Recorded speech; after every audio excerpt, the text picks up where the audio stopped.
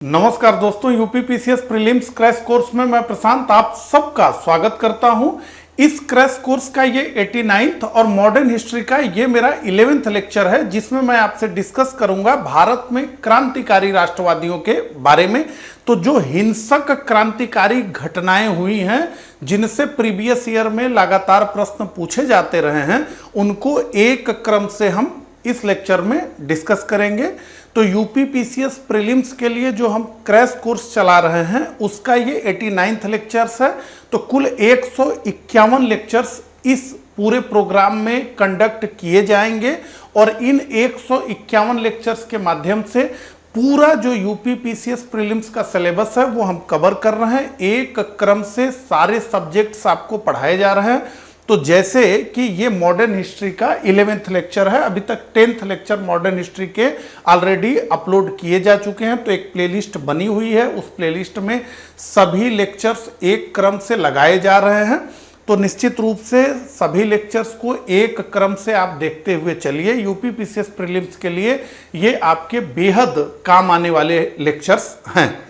अभी तक अगर आपने इस चैनल को सब्सक्राइब नहीं किया है तो इसे सब्सक्राइब कर दीजिए। साथ ही साथ मेरा ये प्रयास आपको जैसा भी लगे उस हिसाब से अपनी प्रतिक्रिया जरूर दीजिएगा। अच्छा लगे तो लाइक करिए। अगर आपका कोई सवाल या सुझाव हो तो कमेंट करके आप पूछ सकते हैं। चलिए इसी के साथ इस लेक्चर को प्रारंभ करते हैं। लेकिन उससे पहले आप लोगों को मैं बताना चाहूँगा कि हमने यूपी पीएससी आरओ एआरओ की परीक्षा के लिए, प्रीलिम्स के लिए एक वीडियो टेस्ट सीरीज प्रोग्राम बनाया है, जिसमें कि आपको डेली टॉपिक्स दिए जाते हैं कि आपको उन टॉपिक्स को पढ़ना है। शाम को उससे रिलेटेड क्वेश्चंस दिए जाते हैं जिन्हें आपको सॉल्व करना होता है। उसके बाद टीचर के द्वारा उन क्वेश्चंस का सॉल्व वीडियो लेक्चर्स के माध्यम से दिया जाता है, साथ ही पीडीएफ नोट्स के माध्यम से दिया जाता है। तो ये सारी चीज़ें जो है इस प्रोग्राम में आपको मिलती हैं। और इसको ज्वाइन करने के लिए आपको वीडियो टेस्ट ये लिख करके 9506742546 या 63074995 और 944 पे हमें व्हाट्सअप करना है। सारी डिटेल इस वीडियो टेस्ट से मिली हुई आपको प्रदान कर दी जाएगी। ठीक है, तो ये तो बात हो गई हमारे वीडियो टेस्ट सीरीज प्रोग्राम की। अब सीधे हम लेक्चर में पर आते हैं। तो भारत में क्रांतिकारी राष्ट्रवाद ये हमारा टॉपिक है। ठीक है, तो देखिए भारत में क्रांतिकारी राष्ट्रवादी घटनाक्रम हमें जो दिखे, जो हिंसक क्रांति की घटनाएं हमको भारत में दिखी, उसमें उसको हम दो चरण में विभाजित करते हैं। तो पहला चरण जो हमको दिखता है वो 1905 से लेकर 1919 तक के कालखंड को हम कहते हैं, यानी असहयोग आंदोलन के प्रारंभ होने से पूर्व तक। यानी या आप कह सकते हैं कि 1905 से असहयोग आंदोलन के प्रारंभ होने के समय तक के क्रांतिकारी घटनाक्रम को हम पहले चरण में रखते हैं। ये फर्स्ट स्टेप हम इसको मानते हैं, ये फर्स्ट स्टेज हमारे हिसाब से होता है। दूसरा चरण हमको भारत में क्रांतिकारी राष्ट्रवादी घटनाक्रम का देखने को मिलता है असहयोग आंदोलन के पश्चात। तो असहयोग आंदोलन में जब महात्मा गांधी ने सबको आमंत्रित किया, तो भारत की सभी विचारधाराएं असहयोग आंदोलन में महात्मा गांधी के पीछे खड़ी हो गई और सबको यह भरोसा था कि महात्मा गांधी के नेतृत्व में हमें स्वराज मिल जाएगा। इसलिए सभी तरह की विचारधाराएं जो है असहयोग आंदोलन में महात्मा गांधी के नेतृत्व में आ गई और बहुत सारे क्रांतिकारियों ने हिंसा के मार्ग को छोड़ दिया। लेकिन उसके बाद जब सफलता नहीं मिली तो असहयोग आंदोलन के पश्चात फिर से हमें राजनीतिक क्रांतिकारी घटनाक्रम देखने को मिले। हालांकि जो पहला चरण था वो व्यक्तिगत कार्रवाई के रूप में हमें दिखता है, लेकिन जो दूसरा चरण था क्रांतिकारी राष्ट्रवादी घटनाक्रम का, उसमें हमें एक व्यवस्थित संगठन के हिसाब से, और फिर अगर अंग्रेज चले जाएंगे भारत से तो भारत का स्वरूप हमें कैसा बनाना चाहिए, वो सारी चीजें हमको देखने को मिलती हैं। तो देखिए हम प्रथम चरण में बहुत सारे घटनाक्रम हैं जिससे प्रीवियस ईयर में प्रश्न पूछे गए हैं। उन घटनाक्रमों को एक क्रम से हम देखेंगे, लेकिन उससे पहले हम कुछ कॉन्सेप्ट को समझना चाहेंगे कि ये घटनाक्रम अचानक कहां से होने लगे, वो कौन सी घटनाएं थी जिन्होंने भारत के क्रांतिकारी राष्ट्रवादियों को प्रभावित किया और जिसके प्रभाव में उन्होंने क्रांतिकारी घटनाओं को अधिक से अधिक अंजाम देने का कार्य किया। देखिए, भारत में जो ब्रिटिश राज था वो दो मिथ्या अवधारणाओं पर टिका हुआ था। भारत में ब्रिटिश राज दो मिथ्या अवधारणाओं पर टिका हुआ था। पहली मिथ्या अवधारणा ये थी कि चूंकि अंग्रेज एक श्रेष्ठ नस्ल के हैं, चूंकि अंग्रेज एक उच्च जाति के हैं, चूंकि यूरोपीय एक उच्च जाति के हैं, चूंकि यूरोपीय एक श्रेष्ठ है और इसलिए इनको युद्ध में हराया नहीं जा सकता, इनको पराजित नहीं किया जा सकता। तो ये एक इस आत्मविश्वास धीरे धीरे उस समय के भारतीयों के मन में स्थापित हो चुका था। अंग्रेज कहते भी थे और भारतीयों के मन में भी स्थापित हो गया था। और इस स्थापित होने का बहुत पुख्ता प्रमाण भारतीयों के पास यह भी था कि एक के बाद एक भारत के बड़े बड़े सम्राटों ने अंग्रेजों के सामने घुटनों के बल बैठ गए। तो हम चाहे मराठों को देखें, चाहे हम हैदर अली को देखें, मैसूर को देखें, चाहे हम प्लासी को देखें, चाहे हम बक्सर को देखें, चाहे हम सिखों को देखें, कोई भी साम्राज्य अंग्रेजों के सामने टिक नहीं पाया और एक एक करके सारे जो भारतीय राज्य थे उन सबको अंग्रेजों ने अपने सामने घुटने पर बैठा दिया। तो ये सारी चीजें तो भारतीय देख ही रहे थे, इसलिए ये जो एक मिथ्या अवधारणा थी वो डेवलप हो गई कि अंग्रेज चूंकि श्रेष्ठ हैं, अंग्रेज एक उच्च नस्ल के हैं, अंग्रेज ईश्वर के प्रिय पुत्र हैं और इसलिए इन्हें हराया नहीं जा सकता। तो इस गलत आत्मविश्वास को दो तीन घटनाओं ने वैश्विक स्तर पर जो हुई उन्होंने तोड़ा। तो पहला घटनाक्रम का क्या था? तो पहला घटनाक्रम था 1896 में इथोपिया यानी अफ्रीका के एक देश के हाथों इटली की हार, यानी अफ्रीका के एक देश के हाथों एक यूरोपीय देश की हार। यह कब हुआ? यह 1896 में हुआ। और इसने क्या किया? इसने यह स्पष्ट किया कि नहीं, यूरोपीय गोरों को भी हराया जा सकता है। दूसरी घटना हुई चीन में, चीन का बक्सर विद्रोह 1900 में हुआ, चीन का बक्सर विद्रोह।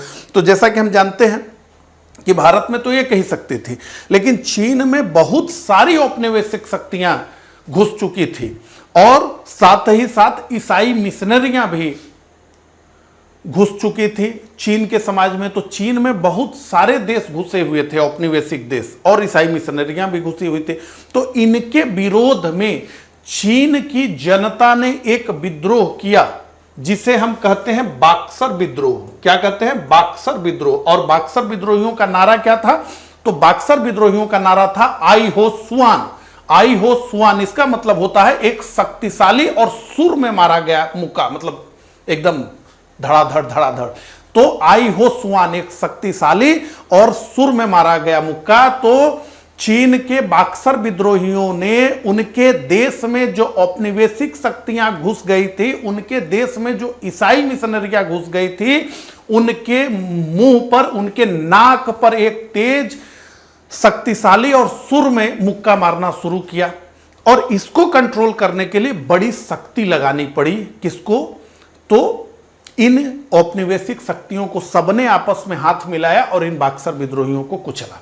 तो बक्सर विद्रोह तो असफल रहा, लेकिन इसने स्पष्ट कर दिया कि नहीं, इन शक्तियों को भी, ये जो औपनिवेशिक शक्तियां हैं, इनको भी अगर दम लगा के प्रयास किया जाए तो परेशान किया जा सकता है। लेकिन जिस घटना ने सबसे अधिक प्रभाव डाला भारतीय राष्ट्रीय आंदोलन पर, भारतीय राष्ट्रीय आंदोलन पर जिस घटनाक्रम ने सबसे अधिक प्रकाश डाला, जिसने सबसे अधिक भारतीय राष्ट्रीयवादियों को आंदोलित करने का काम किया, उनको प्रभावित करने का काम किया, वो था 1905 में जापान, एशिया के एक बिल्कुल छोटे देश के हाथों एक यूरोपीय देश रूस की हार। वो रूस जो अपने चरम पर 2 करोड़ वर्ग किलोमीटर पर फैला था, जार शाही रूस, उस जार शाही रूस को एशिया के एक बेहद छोटे देश ने 1905 में पटखनी दे दी और इसने एकाएक पूरे एशिया में इस घटनाक्रम से पूरे एशिया के लोग प्रभावित हुए, भारतीय क्रांतिकारियों पर भी इसका प्रभाव पड़ा। तो इन 3 घटनाओं ने क्या किया, यूरोपीय श्रेष्ठता के सभी भ्रम टूट गए। यूरोपीय श्रेष्ठता के क्या हो गए, सभी भ्रम टूट गए। तो अब स्पष्ट हो गया कि अरे नहीं, ये किसी देवता के पुत्र नहीं है, ये कोई उच्च नस्ल वाले लोग नहीं है, ये बहुत श्रेष्ठ नहीं है। हाँ, ये है कि इनके पास अत्याधुनिक युद्धक सामग्री है, इनके पास अनुशासित सेना है, इनके पास हमेशा युद्ध के लिए तैयार खड़ी सेना है, इनके पास युद्ध के लिए स्ट्रेटजी बहुत अच्छी है, इनके पास युद्ध के लिए समर्पण है। तो इस वजह से ये युद्ध जीत जाते हैं। तो अगर हम भी अच्छी सेना तैयार करें, हम भी अनुशासित सेना तैयार करें, हमारे पास भी आधुनिक युद्धक सामग्री हो, तो हम भी जीत सकते हैं। तो जापान ने तो दिखाई दिया ना, इतने भारी भरकम रूस को हरा दिया, तो जापान ने दिखा दिया। अब इन सब घटनाक्रमों का जो है प्रभाव यही रहा कि भारतीय क्रांतिकारियों ने यह मान लिया कि यूरोपीय श्रेष्ठता केवल मिथ्या है। यूरोपीय श्रेष्ठता क्या है, मिथ्या है। तो यूरोपीय श्रेष्ठता के सभी भ्रम टूट गए। तो यह पहला आत्मविश्वास था जो मिथ्या था, वो टूटा अंग्रेजों का, और भारतीयों का जो ये गलत धारणा थी मन में, वो भी टूट गई, ये स्पष्ट हो गया। अब दूसरी मिथ्या क्या बात थी, क्या थी, वो आंदोलन के हम अगले चरण में पढ़ेंगे, ठीक है।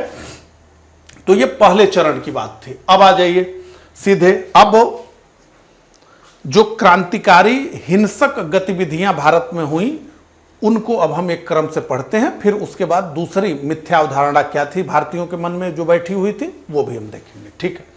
तो व्यापम मंडल, तो व्यापम मंडल की स्थापना किसने की आपसे पूछा जाएगा, तो चापेकर बंधुओं ने की। कब की, 1896-97 में की। तो कौन चापेकर बंधु हैं, तो दामोदर हरि चापेकर हैं और बालकृष्ण हरि चापेकर हैं। इन्होंने की, और कहां पे किया, पूना में किया।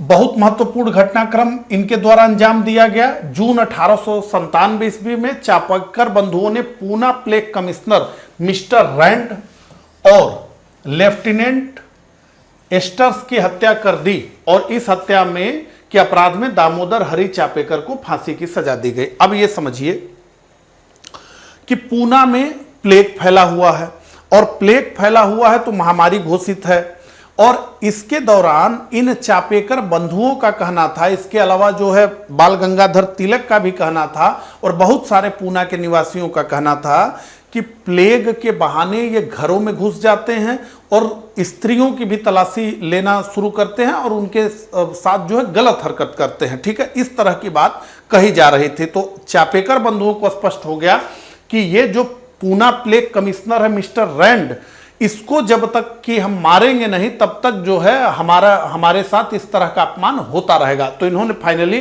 तय किया कि ये जो मिस्टर रैंड है, जो पूना प्लेग का कमिश्नर है, और लेफ्टिनेंट एस्टर्स, इसकी हत्या हमको करनी है, ठीक है। और इसी के अपराध में दामोदर हरि चापेकर को फांसी की सजा दी गई, ठीक है। अब देखिए, ये तो आपको स्पष्ट हो गया, पूना प्लेग कमिश्नर को मारा गया, दामोदर हरि चापेकर को फांसी दी गई। तो अब यह स्पष्ट समझ लीजिए कि रेंट तथा एरस्ट की हत्या भारत में किसी यूरोपीय की पहली राजनीतिक हत्या है। तो आपसे पूछा जा सकता है कि भारत में किसी यूरोपीय की पहली राजनीतिक हत्या किसकी हत्या को कहा जाता है, तो आप यही रेंड का नाम लेंगे, ठीक है। इनकी हत्या यूरोपीयों की पहली राजनीतिक हत्या थी। ये कितना महत्वपूर्ण है इसको समझ लीजिए। बाद में रोलेट कमीशन, जो रोलेट एक्ट की सिफारिश किया, उस रोलेट कमीशन ने क्या कहा इसको, तो पूना की इस घटना को भारतीय आतंकवाद का पहला विस्फोट कहा गया। तो आपसे पूछा जाएगा कि रोलेट कमीशन ने किस घटना को भारतीय आतंकवाद का पहला विस्फोट कहा था, तो आप कहेंगे कि रोलेट कमीशन ने चापेकर बंधुओं द्वारा जो रैंड और एरस्ट की हत्या की गई उसको भारतीय आतंकवाद का पहला विस्फोट कहा था। अब यहां से बाल गंगाधर तिलक का भी कनेक्शन जुड़ा हुआ है। तो बाल गंगाधर तिलक ने अपनी जो पत्रिका थी केसरी, जो मराठी भाषा में छपती थी, उस केसरी में इस घटना की तुलना छत्रपति शिवाजी महाराज द्वारा जैसे अफजल खान की हत्या की गई, उस घटनाक्रम से इसको जोड़ करके देखा। तो केसरी में इन्होंने लेख लिखा और चापेकर बंधुओं को इन्होंने छत्रपति शिवाजी महाराज ने जिस तरीके से अफजल खान की हत्या की थी, जो साहसी कार्य था, जो गौरवपूर्ण का कार्य था, उसी तरह के कार्य की संज्ञा दी Poona plague commissioner mister Rand और लेफ्टिनेंट एरेस्ट की हत्या को। अब आप समझ लीजिए कितना दबाव रहा होगा, कितना बड़ा अधिकारी मारा गया है, लेकिन बाल गंगाधर तिलक कितने बेखौफ थे कि इन्होंने केसरी में ये लेख लिख दिया और ये कह दिया कि ये तो उसी तरह का कार्य है जैसा कार्य छत्रपति शिवाजी महाराज ने अफजल खान को मार करके किया था। ठीक है, इसी लेख के कारण तिलक पर राजद्रोह का आरोप लगाया गया, इसी कि भाई ये तो राजद्रोह का काम कर रहे हैं तिलक। ठीक है, राजद्रोह का आरोप लगाया गया और उन्हें जुलाई 1897 में 18 माह की सजा दी गई। तो ये तिलक की पहली सजा थी। ठीक है, बाल गंगाधर तिलक की ये पहली सजा थी जो उन्हें जुलाई 1897 में मिली 18 माह के लिए। इसके बाद फिर राजद्रोह का आरोप इनके ऊपर लगेगा 1906 में, और जब इनको मांडले जेल भेज दिया जाएगा और 1914 में ये जेल से रिहा होकर के आएंगे। तो ये पहला घटनाक्रम था।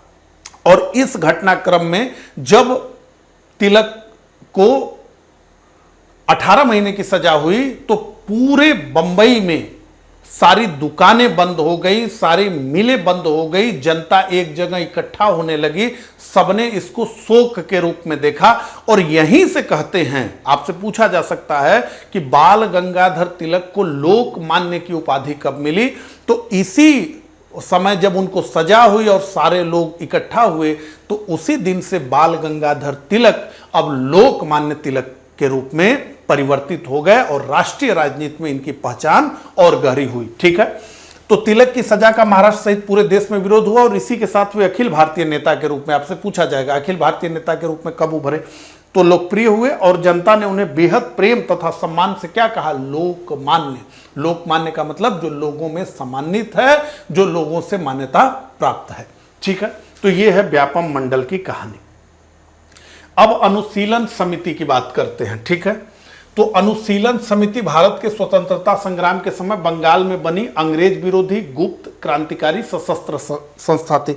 अब अनुशीलन समिति हमें 4 देखने को मिलती है और अनुशीलन समिति बड़ी उलझी हुई समिति है, क्योंकि कब कौन सी अनुशीलन समिति बनी, उसके संस्थापक कौन रहे, ये इन जनरल जो है ठीक कोई नहीं बता पाता है। तो मैंने आपको बताया कि 4 अनुशीलन समितियां हमें देखने को मिलती हैं, लेकिन जो मान्यता प्राप्त अनुशीलन समिति है उसकी हम बात कर रहे हैं। ठीक है, तो इसका गठन हुआ 1902 में और इसके 2 संस्थापक थे। एक प्रमथ मित्रा, आपको कहीं कहीं पर देखने को मिलेगा प्रथम मित्रा, तो प्रथम मित्रा इनका नाम नहीं था, प्रमथ मित्रा इनका नाम था। और दूसरे थे सतीश चंद्र बसु। इनके प्रयासों से 1902 में अनुशीलन समिति का गठन हुआ। अनुशीलन, तो अनुशीलन का मतलब क्या है? अनुशीलन का मतलब है कि किसी के मार्ग का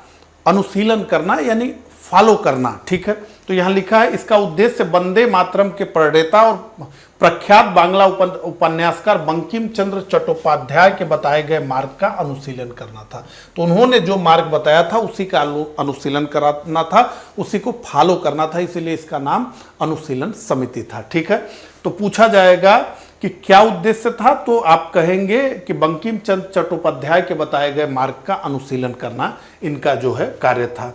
कौन कौन प्रमुख सदस्य हमें दिखते हैं? तो हेमचंद्र, चितरंजन दास, CR दास, अरविंद घोष, ठीक है, जतीन्द्र नाथ मुखर्जी जिन्हें बाघा जतीन कहा गया, ये इनके प्रमुख सदस्य रहे। ठीक है, इसे यानी अनुशीलन समिति को बंगाल का पहला क्रांतिकारी संगठन माना जाता है और इसकी प्रमुख शाखा बंगाल और ढाका में केंद्रित थी। ठीक है, क्या गतिविधियां थी? अनुशीलन समिति असल में करती क्या थी? ठीक है, तो स्थान स्थान पर शाखाओं के माध्यम से नवयुवकों को एकत्र करना, तो स्थान स्थान पर नवयुवकों को एकत्र करना। उसके बाद क्या करना?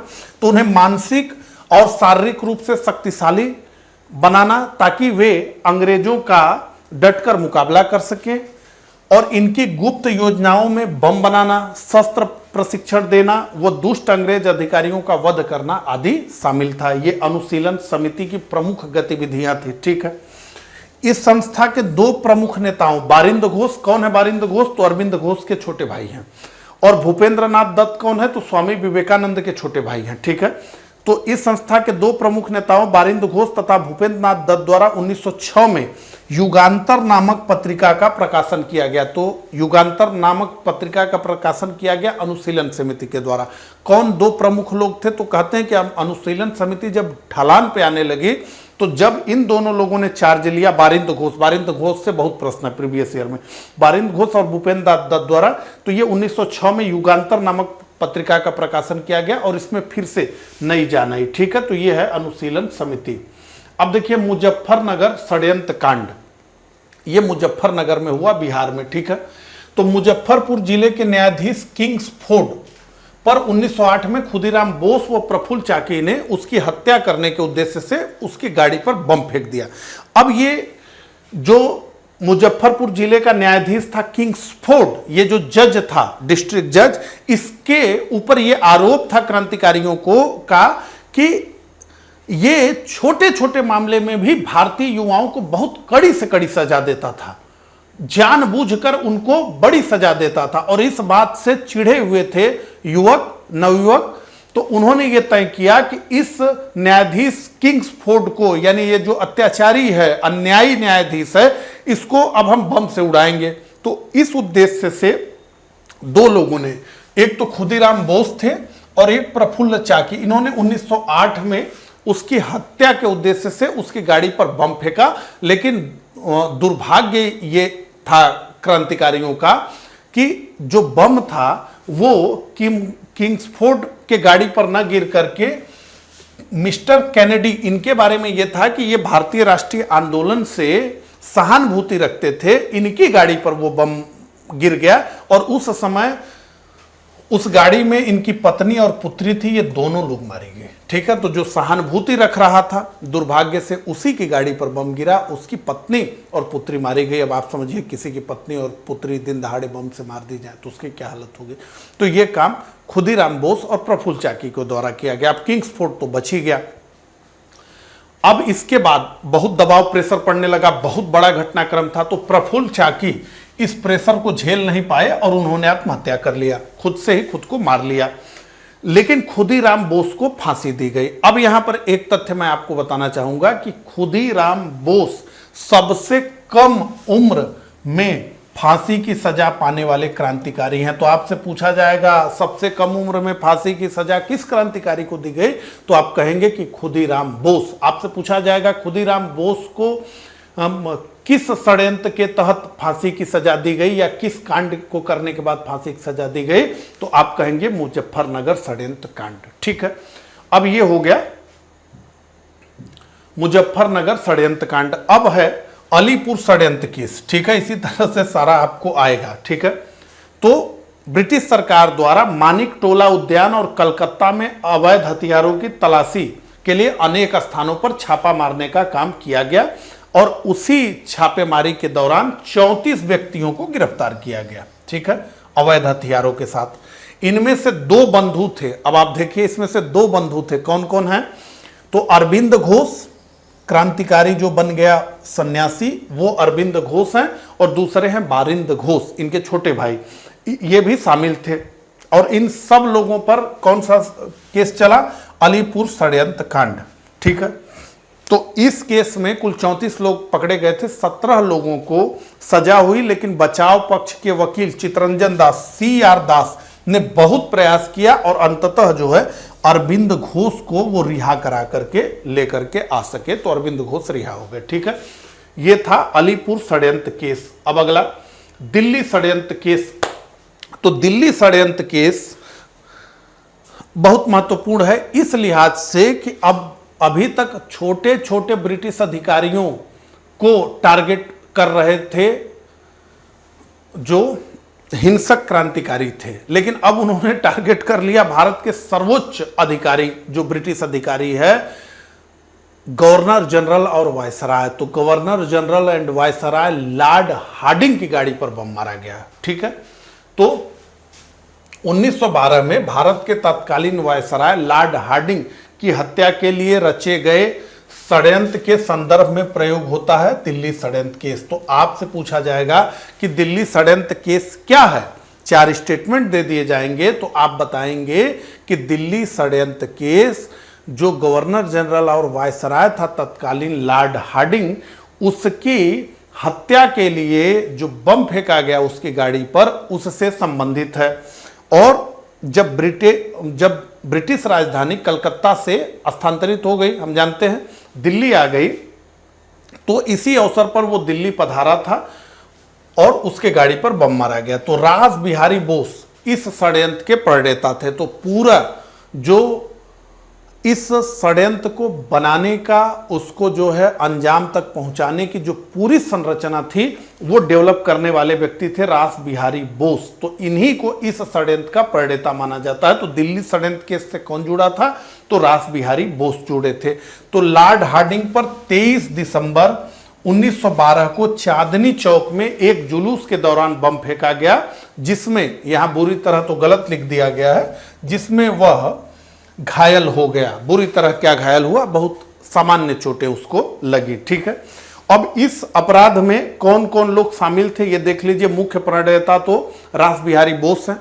तो बसंत कुमार विश्वास, बाल मुकुंद, अवध बिहारी और मास्टर अमीर चंद को फांसी की सजा दी गई। किसको किसको, बसंत कुमार विश्वास को, बाल मुकुंद को, अवध बिहारी को, मास्टर अमीर चंद को फांसी दी गई। अब यहां पर प्रश्न अगर बनाया जाएगा तो रास बिहारी बोस का भी नाम लिखा जा सकता है, लेकिन रास बिहारी बोस बच करके जापान निकल गए, तो इस तरह से प्रश्न बनाया जा सकता है। ठीक है, तो रास बिहारी बोस गिरफ्तारी से बचते हुए जापान चले गए और जापान में ही जाकर इन्होंने विवाह कर लिया, जापान में ही ये रहने लगे।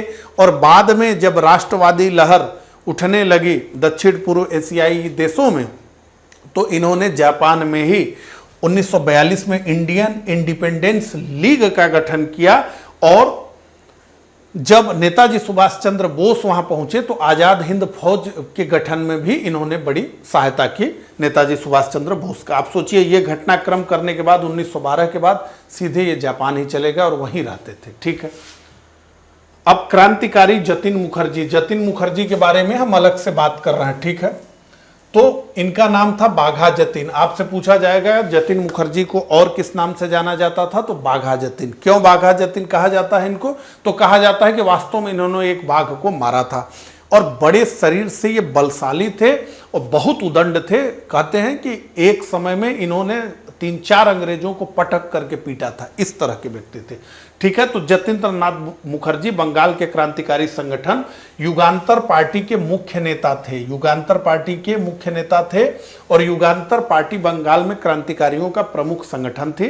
साथ ही ये अनुशीलन समिति और गदर पार्टी के भी सक्रिय सदस्य थे।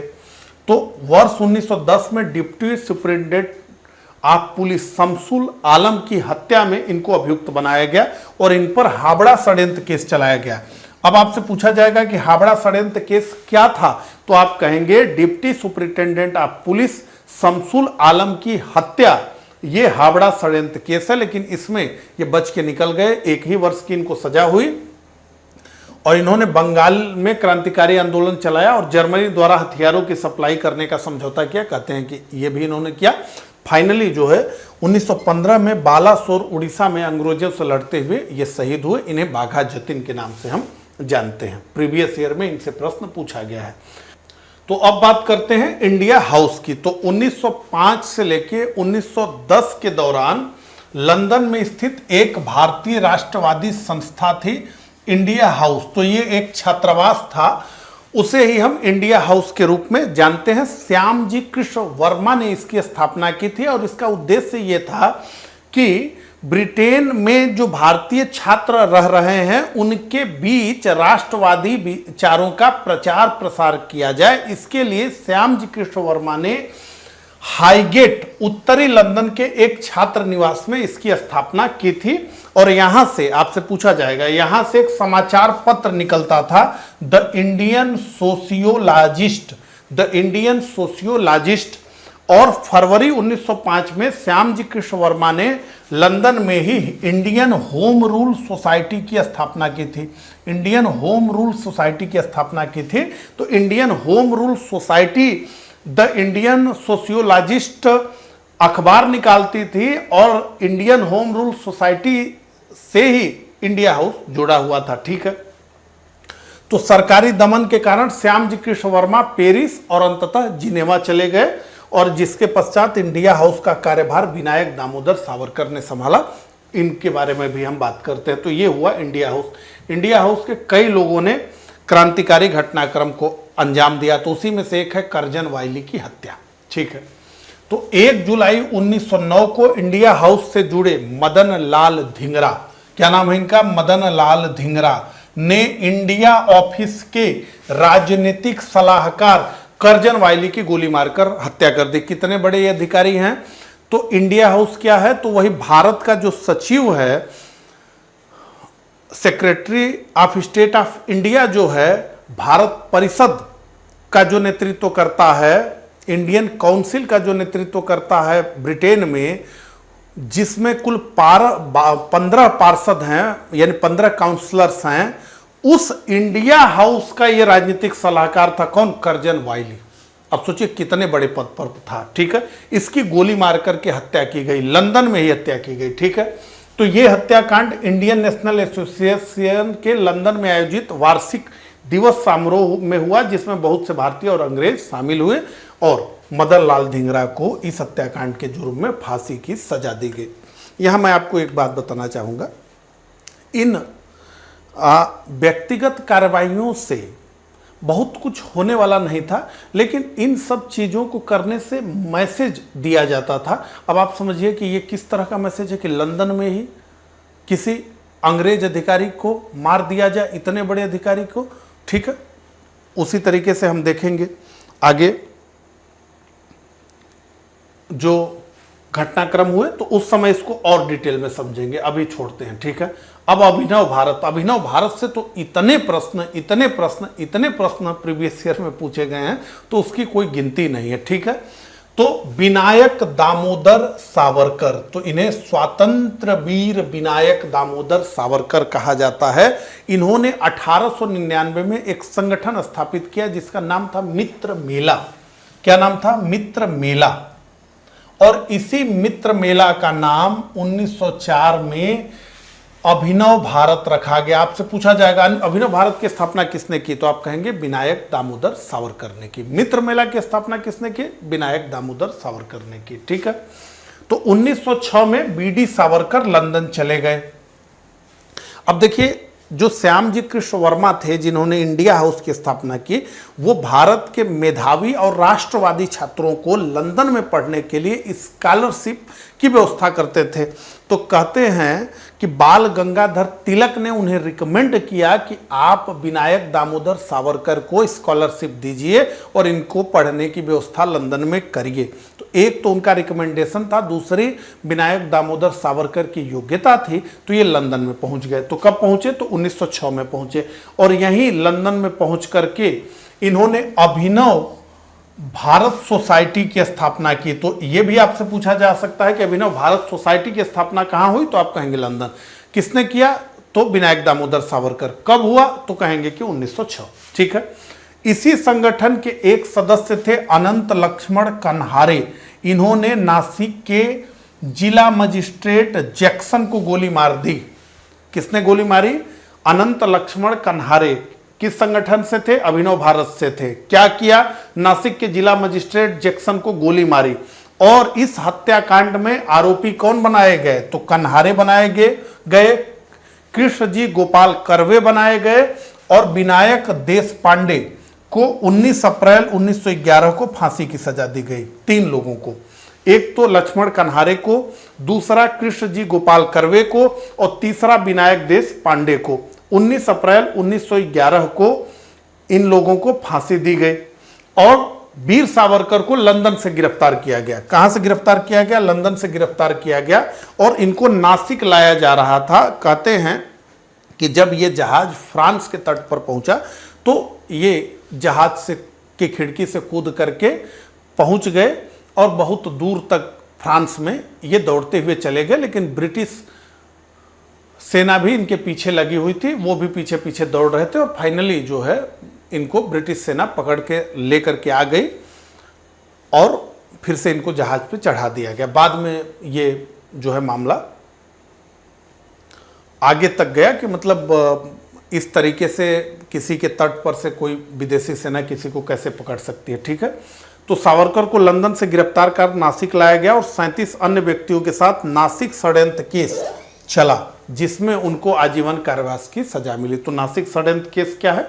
तो नासिक के जिला मजिस्ट्रेट जैक्सन को गोली मारने की सजा। ठीक है, तो वीर सावरकर के बारे में बहुत सारी अन्य बातें हैं। हम जानते हैं 1857 की क्रांति पर इन्होंने किताब लिखी जो क्रांतिकारियों के लिए एक प्रकार से गीता की तरह था, बाइबल की तरह था, कि मतलब जो है सब लोग उसको अनिवार्य रूप से पढ़ते हैं। ठीक है, अब गदर पार्टी की बात करते हैं। गदर पार्टी से बहुत प्रश्न पूछे जाते हैं और ये एक जो है सुनियोजित सुसंगठित विद्रोह का प्रयास था ब्रिटिश राज के विरुद्ध। ठीक है, तो Hindustan association of Pacific coast या गदर पार्टी की स्थापना, तो Ghadar party Hindustan association of Pacific coast इसका पूरा नाम था, की स्थापना हुई अमेरिका में के सैन फ्रांसिस्को में। ठीक है, कहाँ स्थापना हुई? अमेरिका के सैन फ्रांसिस्को में।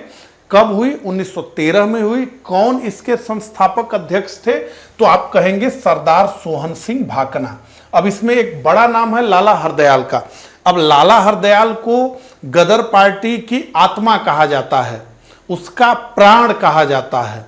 और प्रीवियस ईयर में प्रश्न इस तरह से पूछा गया है कि गदर पार्टी के मनीषी पथ प्रदर्शक कौन थे? तो आप कहेंगे लाला हरदयाल थे, लेकिन कंफ्यूज मत होइएगा, संस्थापक अध्यक्ष अगर पूछे तो सरदार सोहन सिंह भाकना ही थे। अगर ऑप्शन में वो नहीं हो तब लाला हरदयाल की तरफ आपको देखना है। ठीक है, तो गदर पार्टी का उद्देश्य ये था कि भारत को अंग्रेजों से स्वतंत्र कराना है हमें, और अमेरिका और कनाडा के जो अप्रवासी भारतीय हैं जो अमेरिका और कनाडा में रहते हैं, उनका ये संगठन था। इसे एक और नाम से जाना गया, आपसे पूछा जा सकता है प्रशांत तट का हिंदी संघ, Hindi association of the Pacific coast किसे कहा जाता है? तो आप कहेंगे Hindustan association of Pacific coast. ठीक है, गदर पार्टी ने युगांतर प्रेस की स्थापना की, तो आपसे पूछा जाएगा कि युगांतर प्रेस की स्थापना किसने की? तो आप कहेंगे गदर पार्टी ने किया। ठीक है, और अपनी गतिविधियों को तेज करने के लिए और लोगों तक अपनी बात पहुंचाने के लिए नवंबर 1913 में गदर नामक साप्ताहिक, तो आपसे पूछा जाएगा गदर क्या था? तो प्रारंभ में गदर साप्ताहिक था, बाद में गदर क्या हुआ? तो मासिक हुआ। ठीक है, तो गदर का संपादन शुरू किया। अब देखिए गदर का क्या मतलब है? तो गदर का मतलब है, गदर ये शब्द है उर्दू का, आया कहां से है? अरबी से। मतलब क्या होता है? क्रांति। ठीक है, गदर का मतलब।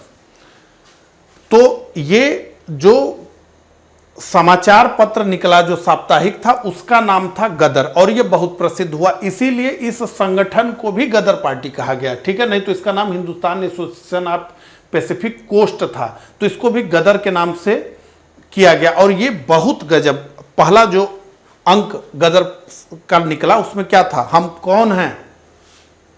तो लिखा था गदर। हम क्या करेंगे? तो लिखा था गदर। कहां करेंगे? तो भारत में। तो इस तरीके से इनका आता था। तो ये समाचार पत्र हिंदी में छपा, गुरुमुखी में छपा, उर्दू में छपा, गुजराती भाषा में इसको निकाला गया। ठीक है, अब इस संस्था के प्रमुख सदस्य कौन कौन थे? तो करतार सिंह सराभा, भाई परमानंद, राजा महेंद्र प्रताप जिन्होंने सरकार बनाई काबुल में, रामचंद्र बरकतुल्ला, रास बिहारी बोस, मैडम भीखाजी कामा और पंडित काशीराम, ये महत्वपूर्ण सदस्य रहे। तो लाला हरदयाल अमेरिका से जर्मनी चले गए जब विश्व युद्ध शुरू हो गया, और उन्होंने 1916 में भारतीय स्वतंत्रता समिति, ये भी पूछा जा सकता है, भारतीय स्वतंत्रता समिति कहाँ बनी थी? तो जर्मनी में बनी थी। किसने बनाया था? लाला हरदयाल ने बनाया था। कब बनाया था? 1916 में बनाया था। ठीक है, अब ये बात हो गई। अब थोड़ा आगे बढ़िए, कुछ फैक्ट्स और देखिए।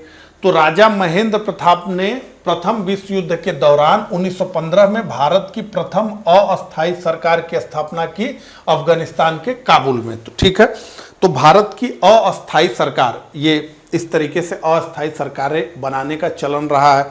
जैसे तिब्बत की एक सरकार भारत में बनी हुई है, अस्थायी सरकार है, केवल नाम के लिए सरकार जो है, तो उसी तरीके से अस्थायी सरकार भारत की पहली राजा महेंद्र प्रताप ने बनाया।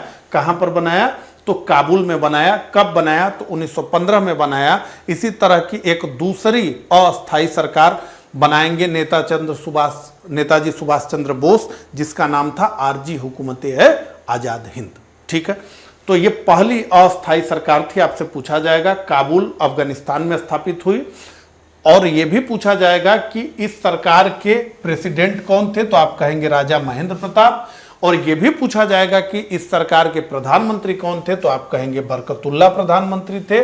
और इस सरकार को जर्मनी और रूस ने अपनी मान्यता दी थी। तो दो देशों ने जो विश्व युद्ध में अंग्रेजों के खिलाफ थे, जर्मनी और रूस ने इसको अपनी मान्यता प्रदान की थी। ठीक है, अब एक प्रश्न बहुत पूछा जाता है मैडम भीकाजी रुस्तम कामा के बारे में, और इनको कहा जाता है भारतीय क्रांति की मां या जननी। प्रीवियस ईयर में बहुत पूछा गया है कि भारतीय क्रांति की मां कौन थी, भारतीय क्रांति की जननी किसे कहा जाता है। इसके अलावा एक स्टेटमेंट का भी प्रश्न था। तो मैडम भीकाजी रुस्तम कामा पारसी महिला थी, और दादा भाई नौरोजी के सचिव के रूप में भी इन्होंने काम किया था। और महत्वपूर्ण घटनाक्रम जिसके लिए हम इनको याद रखते हैं वो क्या है? तो इन्होंने 22 अगस्त 1907 को स्टुअर्टगार्ट जर्मनी में आयोजित अंतर्राष्ट्रीय सोशलिस्ट सम्मेलन में प्रथम तिरंगा ध्वज को फहराया था। और मैंने लिखा है मैडम कामा ने कुछ समय तक दादा भाई नौरोजी के निजी सचिव के रूप में सेवा की तथा 30 वर्षों तक पेरिस में भारत की स्वतंत्रता के लिए कार्य किया। इनको हम जानते हैं भारतीय क्रांति की मां या जननी के रूप में। अब कामा माटा गारू की घटना आ गई, कामागाटा मारू घटना 1914। इसने राष्ट्रीय आंदोलन पर अपना एक प्रभाव स्थापित किया, और गदर पार्टी की जो आइडियोलॉजी थी उसमें इस घटना ने बड़ा काम किया कि भाई अंग्रेज तो किसी के सगे नहीं है, ये बताने में। ठीक है, तो पूछा जाएगा आपसे कामागाटा मारू क्या था? तो कामागाटा मारू एक जापानी समुद्री जहाज था। ठीक है, क्या था? कामागाटा मारू एक जापानी समुद्री जहाज था, जिसको पंजाब के गुरुदत्त सिंह ने, कौन? बाबा गुरुदत्त सिंह ने किराए पर लिया था। और इस जहाज में 376 भारतीयों को, कितने भारतीयों को? 376 भारतीयों को, जिसमें से कि 27 मुसलमान थे, 12 हिंदू थे, और सबसे अधिक 337 सिख सवार थे। इनको हांगकांग से, सीधे भारत से नहीं, हांगकांग से वैंकूवर कनाडा लेकर के जा रहे थे, कौन? बाबा गुरुदत्त सिंह। और 23 मई 1914 को यह जहाज जब कनाडा पहुंचा तो कनाडा के अधिकारियों ने किसी भी यात्री को तट पर उतरने की इजाजत नहीं दी। तो देखिए 1900 ईस्वी से लेके 1910 ईस्वी के दौरान बहुत बड़े पैमाने पर भारतीय कनाडा पहुंचे, और वहां की डेमोग्राफी अब बिगड़ने लगी इतने अधिक मात्रा में भारतीयों को पहुंचने से। तो वहां पर चूंकि कनाडा भी ब्रिटिश औपनिवेशी था, तो जो औपनिवेशी शक्ति भारत में थी वही कनाडा में थी। तो यहां पर यह नियम लगाया गया था कि अब जो ये आव्रजन नीति है वहां की, उस पे जो है भारतीयों को रोक लगाया गया था कि वो नहीं आ सकते। लेकिन एक कोर्ट का मामला था जिसमें केस लड़कर के 35 भारतीय या 40 भारतीयों को निर्णय में ये मिला था कि आप यहां रह सकते हैं। उसी घटना से प्रेरित होकर बाबा गुरुदत्त सिंह 376 भारतीयों को लेकर के चल दिए, लेकिन अब उन्होंने रोक दिया। ठीक है, तो यात्रियों ने अपने अधिकारों की लड़ाई को लड़ने के लिए हुसैन रहीम, सोहनलाल पाठक और बलवंत सिंह के नेतृत्व में एक शोर कमेटी, तटीय कमेटी गठित की। ठीक है, तो शोर कमेटी, तटीय कमेटी किसने गठित की, ये पूछा गया है प्रश्न। तो कनाडा सरकार के सख्त रवैये के कारण जहाज को वैंकूवर से वापस लौटना पड़ा और अंग्रेजों ने जहाज को सीधे कलकत्ता लाने का आदेश दिया। एकदम इनको उतरने की इजाजत नहीं दी गई। अभी एक बात समझ लीजिए, 1857 की क्रांति में अंग्रेजों का सबसे अधिक साथ सिखों ने दिया था और अंग्रेजों ने इसके बदले में सिखों को एक मार्शल कौम, एक लड़ाका कौम घोषित किया था। और एक समय ब्रिटिश भारतीय सेना में आधे सैनिक पंजाब के सिख थे। तो ऐसे में सिख ये मानते थे कि अंग्रेज हमारे मित्र हैं और अंग्रेज हमारे मित्र हैं, ये सिखों का मानना था। लेकिन उनका ये गलत आत्मविश्वास इस घटनाक्रम ने, कामागाटा मारू ने तोड़ दिया कि अरे नहीं, अंग्रेज तो बड़े स्वार्थी हैं, जहां इनका हित आ जाएगा वहां ये किसी का साथ नहीं देंगे। ठीक है। और इसी बात को भड़काने का काम जो है गदर पार्टी के नेताओं ने किया कि देखो तुम अंग्रेजों को मित्र मान रहे हो और तुमको जो है सीधे भगा दिए सब। ठीक है। तो जहाज जब कलकत्ता के बजबज बंदरगाह पर पहुंचा तो यात्री और पुलिस में झड़प हुई। इसमें 18 यात्री मारे गए और जो शेष बचे थे उनको जेल में डाल दिया गया। तो ये रहा कामागाटा मारू घटना 1914। अब जो है भारत में क्रांतिकारी राष्ट्रवाद के दूसरे चरण को हम देखते हैं। ठीक है। तो चलिए शुरू करते हैं। अब यहां पर हमने देख लिया कि इन तीन घटनाओं ने यूरोपीय श्रेष्ठता के सभी भ्रम तोड़ दिए, यह स्पष्ट हो गया। तो एक गलत मिथ्या अवधारणा भारतीयों के मन में थी कि यूरोपीय श्रेष्ठ हैं, तो ये तो टूट गया, हमने समझ लिया।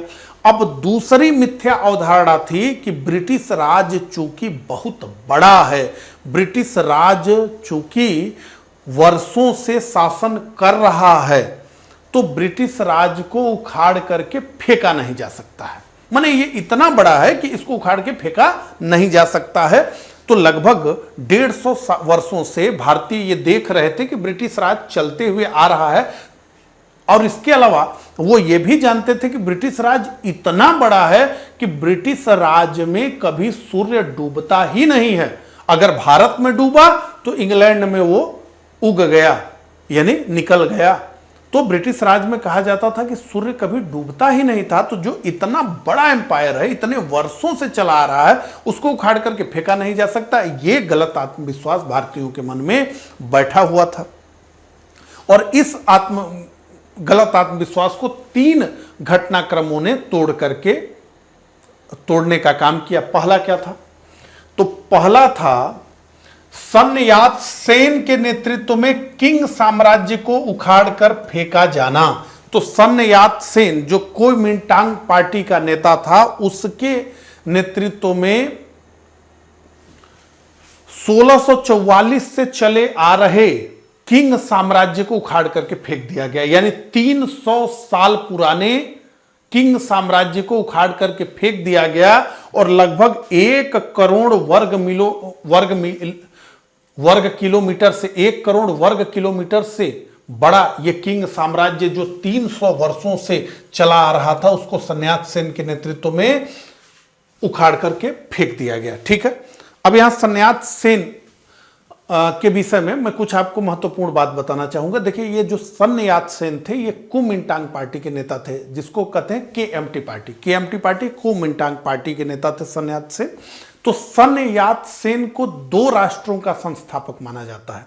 जिस प्रकार से रविंद्रनाथ टैगोर को 2 राष्ट्रों के राष्ट्रगान के रचयिता के रूप में हम जानते हैं, एक तो जन गण मन और दूसरा जो है आमार सोनार बांग्ला, इसके रचयिता हैं। तो आमार सोनार बांग्ला बांग्लादेश का राष्ट्रगान है। उसी तरह से सन यात सेन को 2 राष्ट्रों का संस्थापक माना जाता है। एक तो है PRC, people Republic of China, जो मेनलैंड चाइना है, जिसको आप चाइना के नाम से जानते हैं, उसको हम पीआरसी कहते हैं, पीपल रिपब्लिक ऑफ चाइना, जो मेनलैंड चाइना है। और दूसरा है आरओसी। तो एक हो गया PRC, people Republic of China, दूसरा है आरओसी, रिपब्लिक ऑफ चाइना, जिसको हम ताइवान के नाम से जानते हैं। मेनलैंड चीन ताइवान को देश के रूप में मान्यता नहीं देता है, बल्कि वो कहता है कि हमारा ही एक हिस्सा है, मेनलैंड चाइना का ही एक हिस्सा है आरओसी, रिपब्लिक ऑफ चाइना, यानी जिसको हम ताइवान के नाम से जानते हैं। तो ये कुओमिंटांग पार्टी के संस्थापक थे। ठीक है, सन यात सेन। तो इनके नेतृत्व में किंग साम्राज्य को उखाड़ फेंका गया। इतना भारी भरकम साम्राज्य और इतना वर्षों से चला आ रहा है, शताब्दियों से चला आ रहा है साम्राज्य को फेंक दिया गया। इसके बाद क्या हुआ, इस घटनाक्रम ने भारत पर अपनी सबसे अधिक छाप छोड़ी कि लेनिन के नेतृत्व में जार शाही को उखाड़ फेंका गया। कहते हैं अपने चरम के दिनों में जार शाही का विस्तार, जार शाही का शासन 2 करोड़ वर्ग किलोमीटर पर था।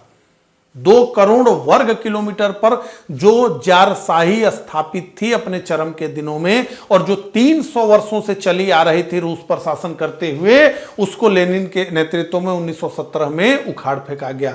इसके बाद क्या हुआ, 1922 में मुस्तफा कमाल पाशा के नेतृत्व में ऑटोमन साम्राज्य जो 500 वर्षों से अधिक से स्थापित था, इतने वर्षों से चला आ रहा था, उसको मुस्तफा कमाल पाशा के नेतृत्व में उखाड़ फेंका गया। अब इससे क्या हुआ, इससे ये हुआ कि भैया साम्राज्य कोई कितना भी मजबूत हो, कितने भी वर्षों से चला आ रहा हो, अगर जनता चाह लेगी तो उसको उखाड़ करके फेंक देगी। ये कैसे स्पष्ट हुआ, तो ये ऐसे स्पष्ट हुआ कि 1911 से लेके 1922 के दौरान 10 वर्षों में 3 बड़े बड़े साम्राज्य, और सब 300 वर्ष से अधिक पुराने साम्राज्य, कोई 2 करोड़ वर्ग किलोमीटर पर अपने चरम के दिनों में शासन करने वाला, कोई 1 करोड़ से अधिक वर्ग किलोमीटर पे,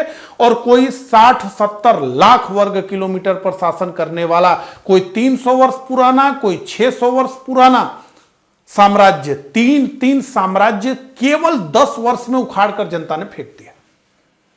तो यह स्पष्ट हो गया कि भैया जब ऑटोमन को उखाड़ करके फेंका जा सकता है तो फिर अंग्रेजों को क्यों नहीं फेंका जा सकता। ठीक है, इतनी बात स्पष्ट हो गई। अब आइए घटनाक्रम पे।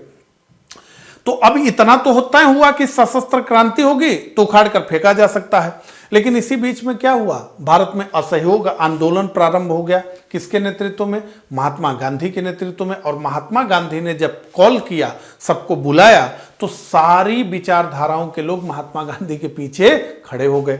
ठीक है, तो फरवरी 1922 में हम जानते हैं असहयोग आंदोलन जब अपने चरम पे था, तो एक स्थानीय घटना का आधार बनाकर गांधी जी ने इस आंदोलन को वापस ले लिया। अब इस आंदोलन को जैसे ही वापस लिया गया तो इसको क्रांतिकारियों ने यह कहा कि यह महात्मा गांधी का धोखा किया गया, हमने सब कुछ अपना छोड़ दिया, हमने अपनी विचारधारा छोड़ दी, हमने अपना रास्ता छोड़ दिया, और हम सबने आपको नेता मान लिया, और आपको जब नेता मान लिया, आपके साथ हम चलने लगे, जब आंदोलन मजबूत होने लगा, जब लोग उससे जुड़ने लगे, तो चौरी चौरा की घटना को आपने आधार मानकर महात्मा जी क्यों इस आंदोलन को वापस ले लिया। तो क्रांतिकारियों ने इसे गांधी का धोखा माना। अब इसके बाद से हमें भारत में क्रांतिकारी राष्ट्रवाद का दूसरा चरण देखने को मिलता है, और ये अब हम देखेंगे अक्टूबर 1924 में हमें दिखेगा। कहां दिखेगा, कानपुर में दिखेगा, और एक संगठन स्थापित होगा, हिंदुस्तान रिपब्लिकन एसोसिएशन, जिसको शार्ट में हम कहेंगे HRA।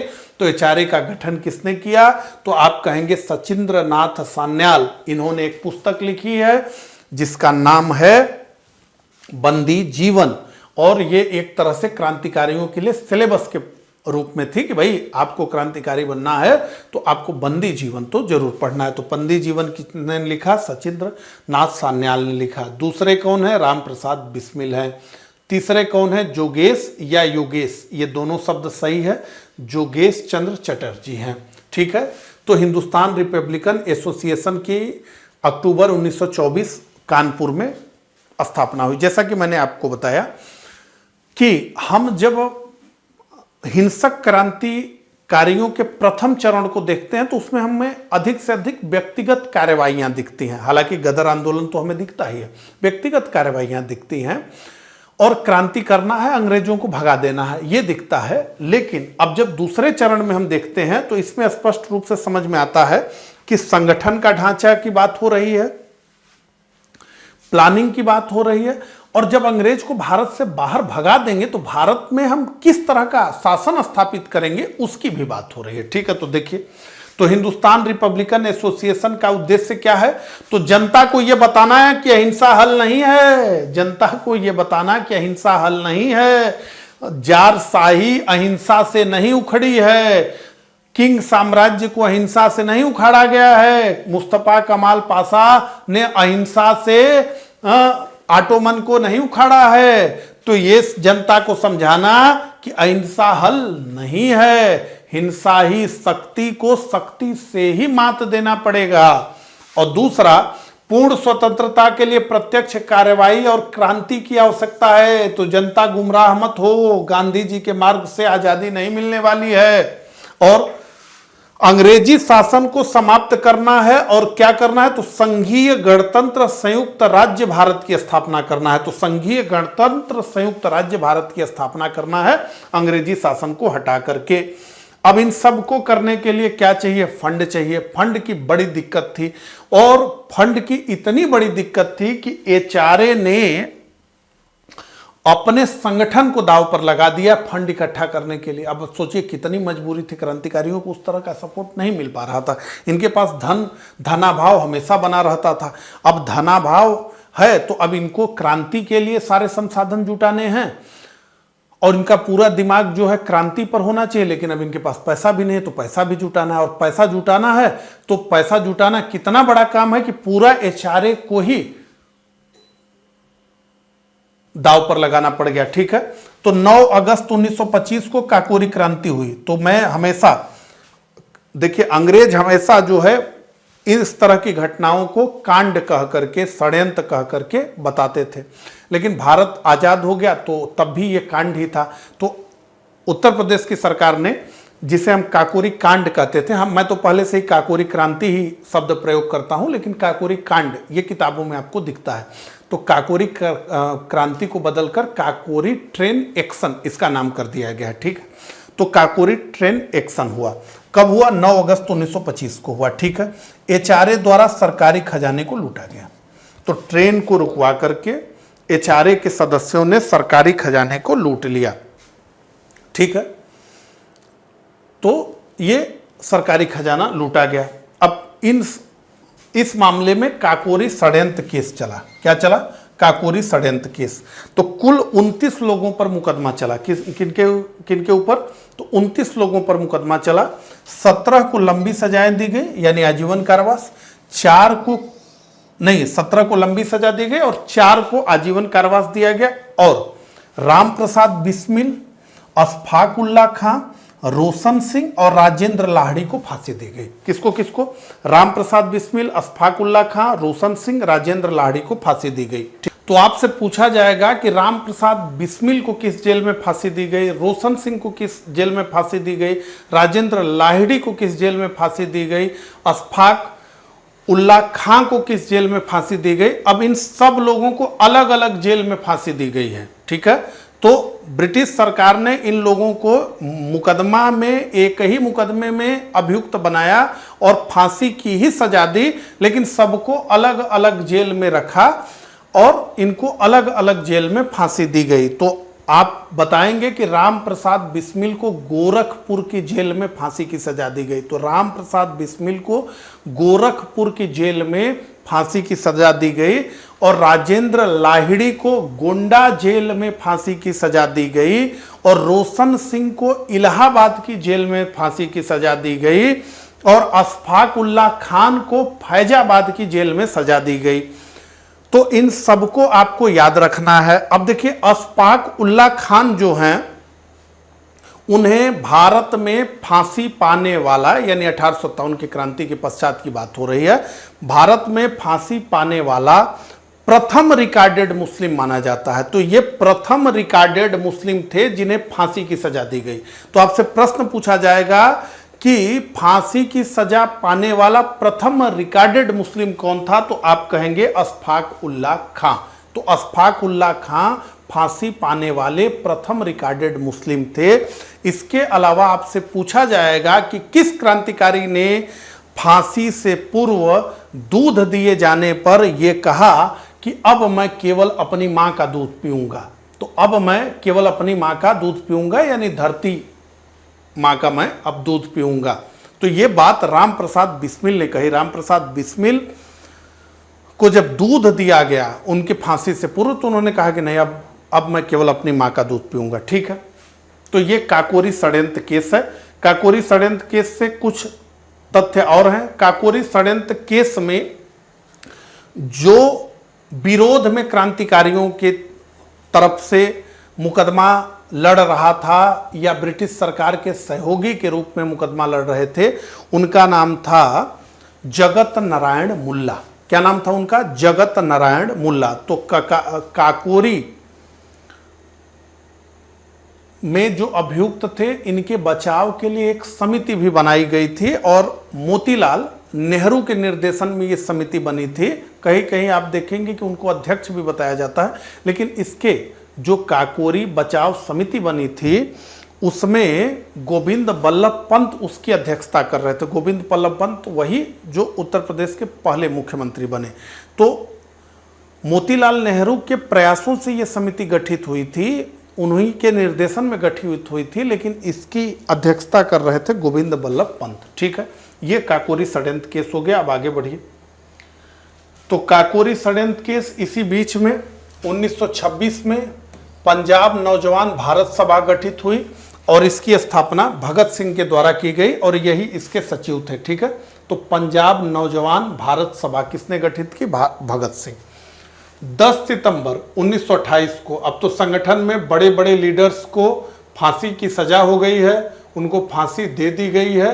तो 10 सितंबर 1928 को दिल्ली के फिरोज शाह कोटला मैदान में एक बैठक हुई और इस बैठक में HRA का नाम बदलकर HSRA कर दिया गया, यानी इसमें एक यस जोड़ दिया गया। मैंने आपको बताया कि रूस की क्रांति का बहुत प्रभाव भारत के नेताओं पर पड़ा है। ठीक है, तो राष्ट्रीय आंदोलन के दौरान, तो इसका नाम क्या कर दिया गया? हिंदुस्तान सोशलिस्ट, पहले क्या था? हिंदुस्तान रिपब्लिकन एसोसिएशन, अब क्या हुआ?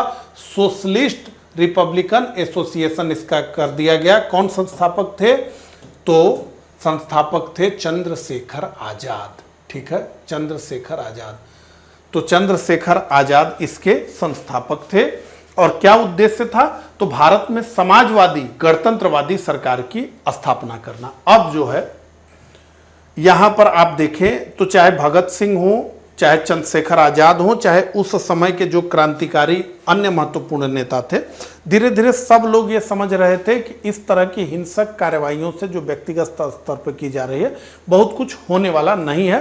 तो ये लोग भी अहिंसक ही आंदोलन की तलाश में थे। व्यक्तिगत कार्रवाइयों में किसी एक अधिकारी को मार देना, 2 अधिकारी को मार देना, इसमें अब इनका दिमाग नहीं जा रहा था। लेकिन इसी बीच क्या हुआ कि साइमन कमीशन का विरोध कर रहे लाला लाजपत राय की लाठियों से पीट करके हत्या कर दी गई। ठीक है, लाठी से पीटा गया और उसके बाद जो है कुछ दिनों के बाद उनकी मृत्यु हो गई। इसको क्रांतिकारियों ने राष्ट्र का अपमान माना। तो क्रांतिकारियों ने यह माना कि एक 30 करोड़ के भारतीयों का नेता, उसको एक बेहद साधारण ब्रिटिश पुलिस का अधिकारी डंडों से पीट करके मारते, ये तो राष्ट्रीय अपमान है। ये तो राष्ट्र के युवाओं के पौरुष को ललकारा है ब्रिटिश राज ने कि तुम्हारे 30 करोड़ भारतीयों के नेता की हैसियत इतनी छोटी है कि एक साधारण पुलिस का अधिकारी उसको डंडे से मार करके उसको मौत के घाट उतार सकता है। तो भगत सिंह और क्रांतिकारियों ने इसको क्या माना कि राष्ट्र के नवयुवकों के, भारत के नवयुवकों के पौरुष को अंग्रेजों ने ललकारा है। उन्होंने ये मान लिया है कि भारत के नवयुवक बेजान हैं, उनमें जान नहीं है, उसमें शक्ति नहीं है। तो अब उन्होंने तय किया कि नहीं भैया, ये ऐसे नहीं होगा। अब हमारा रास्ता चाहे जो भी था, लेकिन इसको तो सबक सिखाना होगा। मतलब इतना मन बढ़ गया। लाला लाजपत राय जो 30 करोड़ भारतीयों के नेता थे, उनको एक साधारण पुलिस अधिकारी गोली मार करके, डंडे से पीट कर उनकी हत्या कर दे। तो 17 दिसंबर 1928 को सैंडर्स की लाहौर में हत्या की गई, इसको गोली मारा गया। कौन कौन शामिल थे? भगत सिंह शामिल थे, चंद्रशेखर आजाद थे और राजगुरु थे। इन लोगों ने मिलकर के इसकी हत्या की। किसकी हत्या की? सैंडर्स की। अब आइए, अब देखिए उस समय का जो पोस्टर है उसको जो है हम देखते हैं। ठीक है, ये पोस्टर जारी किया गया। ठीक है, ये नोटिस बोर्ड किसके द्वारा जारी किया गया? तो HSRA के द्वारा जारी किया गया। लिखा है ना, Balraj, commander in chief HSARA। अगर आपको नहीं भी दिख रहा होगा तो मैं पढ़ दूंगा, आप समझ लेंगे। ठीक है, जो बात मैंने कहा था आपको। ठीक है, तो नोटिस बाई, यहां पे भी लिखा है, by Hindustan Socialist Republic Army bureaucracy behaviour. तो नौकरशाही सावधान। क्या लिखा है? With the death of JP Saunders the assassination of Lala Lajpat Rai has been avenged. तो हमने लाला लाजपत राय की हत्या, सैंडर्स की हत्या करके पूरी कर ली है, उसका बदला पूरा कर दिया गया है। It is matter of great regret that a respected leader of 30 crore of people was attacked by an ordinary police officer like JP Sanders and met with his death at his main head. This national insult was challenged to young man. देखिए, तो ये क्या कहा जा रहा है? यहां पर हिंदी में भी लिखा है, यह बहुत दुख की बात है कि 30 करोड़ लोगों के एक सम्मानित नेता पर JP सैंडर्स जैसे एक साधारण पुलिस अधिकारी ने हमला किया और उसके नीच हाथों से उनकी मृत्यु हो गई। यह राष्ट्रीय अपमान युवाओं के लिए एक चुनौती थी। देखिए, जैसा मैंने कहा कि राष्ट्रीय अपमान के रूप में देखा गया इसको। और क्या लिखा गया? आज दुनिया ने देखा है, मतलब सैंडर्स की हत्या के बाद आज दुनिया ने देखा है कि भारत के लोग बेजान नहीं है, उनमें जान है, उनका खून ठंडा नहीं हुआ है, वे देश के सम्मान के लिए अपनी जान दे सकते हैं। इसका प्रमाण उन युवाओं ने दिया है जिनका अपने ही देश के, अब देखिए इनका क्रिटिसिज्म कांग्रेस के लोग भी करते थे। देखिए क्या लिखा है, जिनका अपमान उनके ही देश के नेताओं द्वारा उपहास और अपमान किया जाता है, भारत के ही नेताओं के द्वारा। ठीक है, अब देखिए, अत्याचारी सरकार सावधान। ठीक है, अब यहां पे जो मैं बात बता रहा था वो यहां पे लिखा हुआ है। ठीक है, देखिए बीच में है, इसको आप पढ़ लीजिएगा स्क्रीनशॉट लेकर। मैं देखा, हमें एक आदमी को मारने का अफसोस है, ये भी लिखा है, हमें एक आदमी को मारने का अफसोस है, यानी सैंडर्स को, लेकिन ये आदमी क्रूर, घृणित और अन्यायपूर्ण व्यवस्था का हिस्सा था, यानी ब्रिटिश राज का हिस्सा था, और इसे मारना जरूरी था। इस आदमी को ब्रिटिश सरकार के कर्मचारी के रूप में मारा गया है। यह सरकार दुनिया की सबसे दमनकारी सरकार है, ब्रिटिश राज। आगे क्या लिखा गया है, हमें मानव रक्त बहाने के लिए खेद है, हमने मानव का रक्त बहाया, इसके लिए खेद है, लेकिन क्रांति की बेदी को रक्त से नहलाना आवश्यक हो गया है। हमारा उद्देश्य एक ऐसी क्रांति लाना है जो मनुष्य द्वारा मनुष्य के शोषण को समाप्त कर दे, मनुष्य द्वारा मनुष्य के शोषण को समाप्त कर दे। तो इन लोगों का यह उद्देश्य नहीं था कि अंग्रेज जाएं तो फिर काले आ जाएं और काले कालों का शोषण करें। अभी अंग्रेज कालों का शोषण कर रहे हैं। ये क्या कर रहे हैं? कह रहे हैं कि हमें ऐसी क्रांति लाना है जो मनुष्य द्वारा मनुष्य के शोषण को समाप्त कर दे और अंत में क्रांति अमर रहे, लॉन्ग लाइव रिवॉल्यूशन। ठीक है, तो चलिए आगे बढ़ते हैं। अब यहां पे देख लीजिए, जो है लाहौर कॉन्स्पिरेसी केस इन लोगों के ऊपर चलाया गया। ठीक है, आगे मैं आपको और बताता हूं आगे। हाँ ठीक है, तो सैंडर्स की हत्या कर दी गई। 8 अप्रैल 1929 को भगत सिंह और बटुकेश्वर दत्त द्वारा केंद्रीय विधान परिषद में बम फेंका गया। क्या किया गया? केंद्रीय विधान परिषद में बम फेंक दिया गया 8 अप्रैल 1929 को। किसके द्वारा फेंका गया? तो भगत सिंह के द्वारा और बटुकेश्वर दत्त के द्वारा केंद्रीय विधान परिषद में बम फेंका गया। अब इसके बाद जो है भगत सिंह सहित अनेक क्रांतिकारी गिरफ्तार हुए और इनके ऊपर लाहौर षड्यंत्र केस चलाया गया है। कौन सा केस चलाया गया? लाहौर षड्यंत्र केस चलाया गया। अब यहां पे एक तथ्य आपको बताना चाहूंगा, ये जो आप देख रहे हैं, ये जो इमेज है भगत सिंह की, बहुत लोकप्रिय इमेज है। ठीक है, यहां पर भी आप देखिए, ये तो सरकार के द्वारा जारी पोस्टर है, इसमें भी है, और ये जो न्यूज़पेपर में है, ठीक है, उसमें भी ये देखिए, ये तो इनके फांसी वाली बात पर है, लेकिन सब में यही फोटो यूज हुआ है। तो कहते हैं कि केंद्रीय विधान परिषद में बम मारने से पहले ये तय हुआ कि भगत सिंह का एक अच्छा सा फोटो जो है खींचा जाए और ये हैट लगा करके। तो ये सूचना ये थी कि देखो इतना एक गोरा चिट्ठा लड़का, 6 फीट ऊंचा लड़का, पढ़ा लिखा लड़का देश के लिए अपनी जान को कुर्बान करने के लिए तैयार है। तो ये मैसेज देना युवाओं में कि ये ना समझो कि मतलब जो है साधारण तरह के लोग ही इसमें लगे हुए हैं, नहीं, बहुत ब्रिलियंट व्यक्ति, बहुत पढ़ा लिखा व्यक्ति, बहुत सुंदर दिखने वाला व्यक्ति भी देश की आज़ादी के लिए अपना जान दे सकता है। तो लोगों को मोटिवेट करने के लिए इसी फोटो का देखिए एकदम कैसे जो है कितना शानदार। अब आप इसको इस तरह से समझिए, आज से 120 साल पहले की फोटो है ये, उस समय, ठीक है। चलिए अब ये हो गया, तो अब आ जाइए तथ्यों पर। परीक्षा में तो हमसे तथ्य ही पूछे जाएंगे। तो 23 दिसंबर 1929 को चंद्रशेखर आजाद के नेतृत्व में वायसराय लॉर्ड इरविन की ट्रेन पर बम मारा गया। देखिए कोई भी घटनाक्रम रहा हो, चाहे काकोरी का घटनाक्रम रहा हो, चाहे लाहौर षड्यंत्र केस रहा हो, किसी भी केस में चंद्रशेखर आजाद जेल में नहीं गए।